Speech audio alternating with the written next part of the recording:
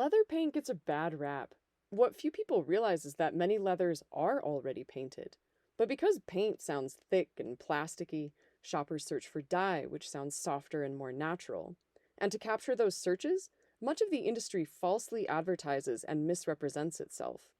I've been restoring leather for over 25 years, and for a long time, I was guilty of it too. So let's clear it up. Think of leather like wood. It's a natural fiber with variation that can be stained or painted. At the factory, leather is dyed, fixed, then rinsed. Many leathers, especially those used in furniture, auto interiors, garments, and apparel, then get a protective finish. It may be clear or pigmented, acrylic or polyurethane, absorbent or not, but once that finish becomes worn or damaged, you're not restoring it with a dye.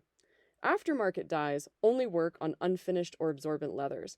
They offer unparalleled depth of color, enhance the leather's natural character, and are the go-to for vegetable tanned leather and the crafters who work with it. But you can't dye leather a lighter color, and the final result depends heavily on what you start with. Dyes also won't hide stains, scratches, or repairs.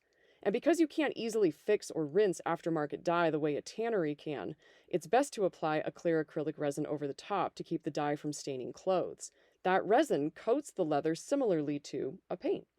In fact, what most leather restoration pros use are paints, though many still masquerade as dyes.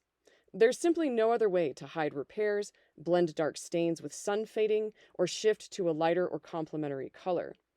Paints work on most grain leathers, absorbent or not, as well as synthetics like vinyl. Done wrong, paints can crack or peel. Done right, they're breathable, flexible, durable, and resistant to stains and fading. To further confuse things, about 20 years ago, balms entered the market. But they're not in the same class as dyes or finishes. Most balms are wax and oil-based conditioners with pigment.